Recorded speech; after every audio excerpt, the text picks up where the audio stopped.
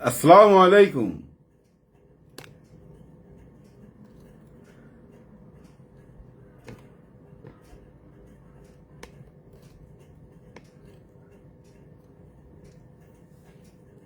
বরবাদ নিয়ে একটু কথা হোক আগে। আমি আমার প্রথম ভিডিও, যেটা বরবাদ যেদিন রিলিজ হইল সেদিন বললাম, একটা কথা বলছিলাম আমি, যদি মেয়েরা এই ছবিটা দেখে তাহলে কেউ ধরে রাখতে পারবে না। হ্যাঁ, মেয়েরা দেখতেছে ভাই। ভাই, আমার নিজের মনে করেন যে আমি একটু অবাক হইছি এই জন্য যে প্রথম দিন যেভাবে আমি বলতেছিলাম না, যদি দেখে, কিন্তু আমি কনফার্ম করি নাই যে মেয়েরা দেখবে।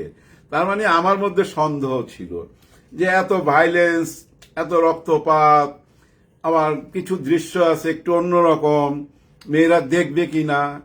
কিন্তু মেয়েরা দেখতেছে ছবিটা, এবং কিছু বয়স্ক মানুষও দেখতেছে। সিনেমা হলের সাথে আমার যোগাযোগ আছে, তো আজকে থেকে মেয়েরা যাচ্ছে ছবি দেখতে। তার মানে আমি যেটা ভাবছিলাম সেটা ঠিক হয় নাই। সেটা ঠিক হয় নাই, আমার ধারণার বাইরে গেছে এটা। কারণ আমি ওই যে বললাম না যে বেশি রক্তপাত, ভাইলেন্স এরকম দেখবে কিনা, কিন্তু দেখার পিছনে একটা কারণ আছে। সেটা কি জানেন? ঋতিকা পাল, ওই চরিত্রটা আমি যেটা পরে চিন্তা করে বের করলাম কেন এত মেয়ে মানুষ দেখতেছে ছবিটা, আজকে বিশেষ করে ঋতিকা পালের চরিত্রটা। হ্যাঁ, ওইটা তো মেয়েদের পক্ষে একেবারে, হ্যাঁ মেয়েদের পক্ষে সাংঘাতিক চরিত্র ভাই। প্রত্যেকটা মেয়ে পছন্দ করবে ওই চরিত্রটা। আবার গত ভিডিওতে আমি একটা কথা বলতে ভুলে গেছি, যেটার জন্য সরি। সেটা হলো যে আমার খুব প্রিয় মানুষ মিশা সওদাগর, হ্যাঁ তার কথা বলতেই ভুলে গেছি। ওই যিশুর নিয়ে কথা বলছি। মিশা সওদাগর এই চরিত্রে যা করছে ভাই, বিশেষ করে এই ছবিটাতে বরবাদে, দারুণ চরিত্র, দারুণ। দেখেন ছবিটা যেভাবে আরম্ভ হয়েছে, ধরেন একটা ছেলে ড্রাগ অ্যাডিক্টেড, তাই না, বহু রকম নেশা পানি করে, খারাপ ছেলের একটা মেয়েকে ভালো লাগতেই পারে। একটা মেয়েকে ভালো লাগছে, এক মুহূর্তে ভালো লেগে গেছে। ভালো লাগাতে যেটা হয় আর কি, প্রেম হয়ে গেছে। প্রেম হওয়ার পর মেয়েটাকে নিয়ে যখন বাবার সামনে দাঁড়াইলো, তখনই আরে বাবাটাকে জানেন, মিশা সওদাগর। এখানেই শুরু, কিন্তু এখান থেকেই ছবিটা শুরু, এখান থেকেই বরবাদ, সবকিছু বরবাদ করে দিতেছে। এখন আসি একটা ঘটনা বলি আপনাদেরকে, তাহলে আপনারা একটু বুঝতে পারবেন ছবিটার ডিমান্ড কেমন। বগুড়াতে একটা সিনেমা হল আছে মধুবন, গত পরশু দিনের ঘটনা। হ্যাঁ, গত পরশু দিনের চাঁপাইনবাবগঞ্জ থেকে দুইটা বাস আসছে, 70 জন লোক আসছে, মা বোন সবাই মিলে আসছে। তারা ছবি দেখবে, এসে দেখে টিকিট নাই। এখন টিকিট পাবে কোথায়? হল মালিককে, যে হল মালিক ওনার নাম রুবেল সাহেব, ওনাকে রিকোয়েস্ট করলেন যে ভাই আমাদের জন্য মিড নাইট শো চালান, রাত্রে 12টার থেকে চালান, আমরা শেষ করে ভোর রাত্রে চলে যাবো দেশে, চাঁপাইনবাবগঞ্জে চলে যাবে। কিন্তু বললেই তো চালানো যায় না, একটা নিয়ম আছে। যেমন আপনি যদি নাইট শুর পরে কোনো শো চালাইতে চান, ডিসি সাহেবের পারমিশন লাগবে, পুলিশ প্রশাসনকে জানাইতে হবে। হ্যাঁ, যে কয়টা শো আপনার দেওয়া আছে ওই কয়টাই চালাইতে পারবেন, ওগুলো ডিসি সাহেব থেকে পারমিশন নেওয়া। কিন্তু এর বাইরে কোনো শো চালাইতে চাইলে অনুমতি লাগবে। যাই হোক, অনুমতি নেওয়ার জন্য থানায় গেছে, ডিসি সাহেবের সাথে যোগাযোগ করছে, ওনারা ছবি দেখতে পারছে। এটা একটা আনন্দের ব্যাপার, বুঝছেন না, ঈদের আনন্দ। ওনারা যদি ছবিটা না দেখতে পারত খুব কষ্ট পাইতো, তাই না? যাই হোক, এভাবে মুখের পাবলিসিটিতে ছবিটা সবাই কানে কানে পৌঁছে গেছে। বরবাদ এখন সুপারহিট ছবি, এবং মিশা সওদাগরের কথা তো বললামই, খুবই ভালো করছে, অনেকদিন পর ভালো অভিনয় করছে। আর হয়তো জানেন, এই ধরনের আর্টিস্ট যারা আছে, শিল্পী, এদেরকে যদি ভালো চরিত্র দেওয়া হয়, চরিত্র যদি না দেন কাউকে, সে কিছুই করতে পারবে না। চরিত্র দাঁড় করাইতে হবে। আর মূলধারার চরিত্রে, মূলধারার ছবিতে অনেকে আবার লজিক খোঁজে, লজিক খুঁজতে যায়। লজিক খুঁজতে হলে আপনাকে দেখতে হবে জঙ্গলি, লজিক খুঁজতে হলে আপনাকে দেখতে হবে দাগি।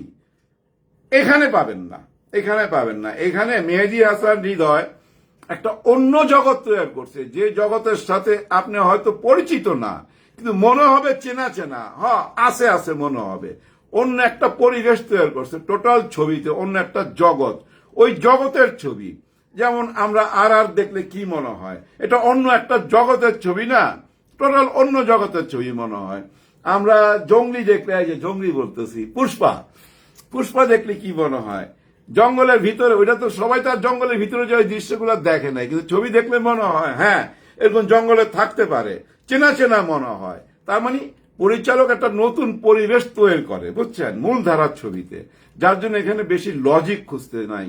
লজিক যারা খুঁজবেন তারা দেখবেন দাগি, তারা দেখবেন জঙ্গলি, হ্যাঁ অনেক ছবি আছে, ওই যে জিনও আছে। আরেকটা ছবি রিলিজ হয়েছে আমাদের, বলবো কি এই কথাটা? হ্যাঁ বলি, কারণ কি জানেন, লেখালেখি হইতেছে একটু অন্যরকম, যে শাকিব খানের ছবি নামায় দিছে সিনেমা হল থেকে। এত মেজাজ খারাপ হয়েছে না শুই না। পরে খোঁজ খবর নিয়ে দেখলাম অন্তরাত্মা ছবিটা বোধহয় ব্যবসা ভালো করতেছে না। অন্তরাত্মা। যাই হোক, আমি আবার এই ব্যাপারটা অন্যরকম করে দেখি। যারা আপনারা লেখালেখি করতেছেন যে শাকিব খানের ছবি নামায় দিছে, এইটা ভাই নামায় দেওয়া না, হয়তো সু কমায় দিছে, কারণ ওরকম ভাবে দর্শক টানতে পারতেছে না। দেখেন, একটা মানুষের একটা বাজেট থাকে তো না। আমরা সাধারণত কি করি, একটা পরিবারের যদি 3 থেকে 4 জন লোক ছবি দেখতে যাই সিনেপ্লেক্সে, 2000 টাকা লাগবে মিনিমাম, আরো বেশি লাগবে যদি পপকর্ন খান। আপনি পপকর্ন খাইতে চাইলে আর একটু বেশি লাগবে।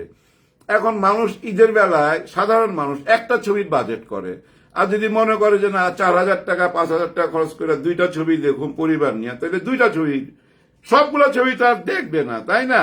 এখন শাকিব খানের ভক্তরা যদি চিন্তা করে যে আমি একটা ছবি দেখুম ঈদের, আমি আর কোনো ছবি দেখুম না, তাহলে কোনটা বাইছা নিবে, অন্তরাত্মা না বরবাদ? স্বাভাবিকভাবে বরবাদ, তাই না? অন্তরাত্মা তো হুট কইরা চলে আসলো, আমাদের মামুন সাহেব নিয়ে আসলো হুট কইরা। কিন্তু আমি মামুনকে একটা ধন্যবাদ জানাইতে চাই, এই যে ভিড়ভাট্টার মধ্যে ঈদের মধ্যে ছবিটা পার কইরা দিল। এই ছবিটা যদি একা আসতো তাহলে ভাই আরো বাজে লেখালেখি হইতো। হ্যাঁ, যারা শাকিব খানকে পছন্দ করে না তারা পায়া বসতো, আর সাকিবিয়ান যারা আছে তারা কি জবাব দিত? জবাব দেওয়ার তো কিছু নাই, কারণ তারাই তো দেখতেছে না ছবিটা। এরকম হয়ে যেত না ব্যাপারটা? হয় কি জানেন, আমার যেটা সেন্সে কাজ করে, যে হয়তো ছবি নামাই নাই, ছবি হয়তো 2-1টা সুখ কমাইতে পারে। জানেন তো, যারা শাকিব খানকে পছন্দ করে না তারা এটা পায়া বসছে, তাই না? শুনতে কত বাজে না যে শাকিব খানের ছবি হল থেকে নামায় দিছে। যাই হোক, আমি এটা বিশ্বাস করতে চাই না, যেহেতু আমি দেখি নাই, কিন্তু সুখ কমাইতে পারে, কারণ ছবিটা রিপোর্ট আমি নিছি। রিপোর্ট নেওয়াতে আমার মনে হলো এই ছবিটা কারো জীবন কাহিনী, হ্যাঁ কারো সত্য জীবন কাহিনী, সেটা সিনেমাতে তুইলা ধরছে। কানা ঘোষা শোনা যাচ্ছে যে প্রডিউসারের নিজের জীবন কাহিনী, এরকম শোনা যাচ্ছে। যাই হোক, সত্য মিথ্যা জানি না, যেহেতু ছবিটা দেখি নাই আর দেখারও ইচ্ছা নাই। হ্যাঁ, আরেকটা ছবি দেখার ইচ্ছা ছিল, যেটা আজকে যাওয়ার কথা, কিন্তু পারিবারিক কারণে যাইতে পারি নাই, দাগি। আর দেখবো না কোনোটা, কারণ কিছু কানা ঘোষা শুনতেছি চারিদিক থেকে যে নাটক নাটক লাগে কিছু ছবি। হ্যাঁ, আমি জানি না, নাটক আর সিনেমার মধ্যে একটা তফাৎ আছে ভাই। ওই যে যারা লজিক খুঁজবেন তারা কিন্তু ওই নাটক বানাইতে হবে, আর যারা লজিক খুঁজবেন না, লজিক তৈরি করবেন। লজিক তৈরি করতে হয় ভাই মূল ধারার ছবিতে। আপনারা দেখেন জেমস বন্ডের ছবি দেখছেন, আপনারা মনে করেন জেমস বন্ডের ছবি সিকোয়েন্স গুলো আপনি দেখেন, হেলিকপ্টার চালায় আইসা হিরো দৌড়াইতেছে, শত্রু হেলিকপ্টার এমন ভাবে কাইট করছে, পাখাগুলা বাড়ি খাইতেছে আর হিরো দৌড়াইতেছে। পাখাগুলা যেসব কাঠের মধ্যে বাড়ি খাইতেছে, কাঠগুলো উইরা চলে যাইতেছে, হিরোরে ছুঁইতে পারতেছে না। এরকম দৃশ্য দেখছেন না?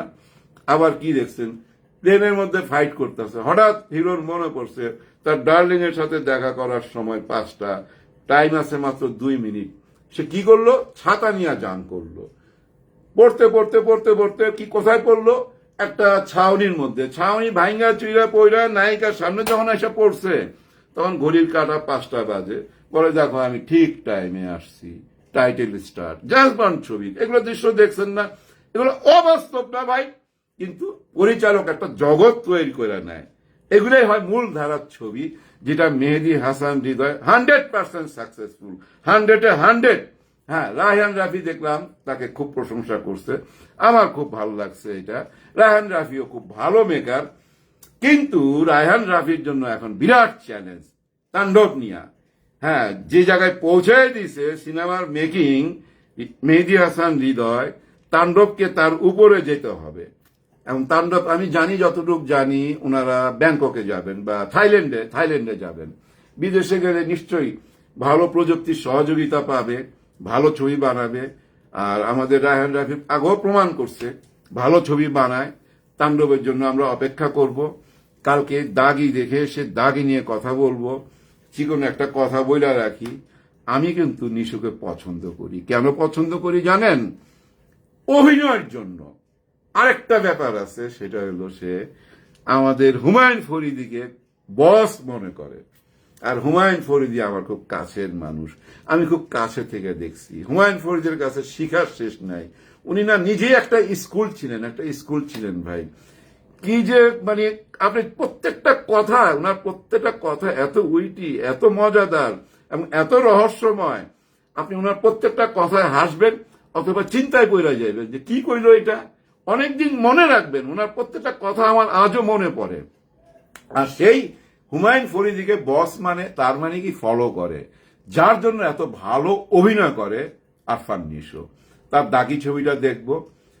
আজকে এ পর্যন্তই রাখি, আর বেশি কথা বলবো না। আর কি জানি কথা বলবো, আর কি কথা বলবো মনে আছে কি আমার? না, আর কোনো কথা নাই। সবার জন্য দোয়া থাকবে, আমার জন্য দোয়া করবেন। বাংলা সিনেমার সাথে থাকবেন। কমন ডায়লগটা দিলাম এই জন্য যে সিনেমার লোক ভাই, কারো ভালো দেখলে ভালো লাগে, সত্যি মন থেকে ভালো লাগে। একটা ছবি হিট হইলে না আর একটা প্রডিউসার আসবে, কাজ আসবে, আর কাজ আসলেই তো সিনেমা বাঁচবে। যাই হোক, কিন্তু নাটক বানায় সিনেমা বইলা কেউ চালায় দিয়েন না। কিন্তু সিনেমা আর নাটকের তফাৎটা তো বুঝাইলাম ওই যে জেমস বন্ড ছবি দিয়া। বা বুঝার জন্য যদি আপনারা সত্যি সত্যি বুঝতে চান, বরবাদ দেখেন।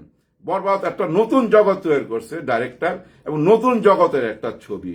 এবং শাকিব খান কি যে অভিনয় করছে, মানে এই ধরনের ছবিতে, মূলধারার ছবিতে যে অভিনয় করার দরকার সেটুক করছে ভাই, সেটুক করছে। আমার আগের ভিডিওতে আমি ক্লিয়ার করে আপনাদের বলছি, যারা সাউথ স্ট্যান্ডার্ডের, বোম্বে স্ট্যান্ডার্ডের ছবি দেখতে চান তারা বরবাদ দেখতে পারেন। সবার জন্য সবাই দোয়া করবেন। আল্লাহ হাফেজ।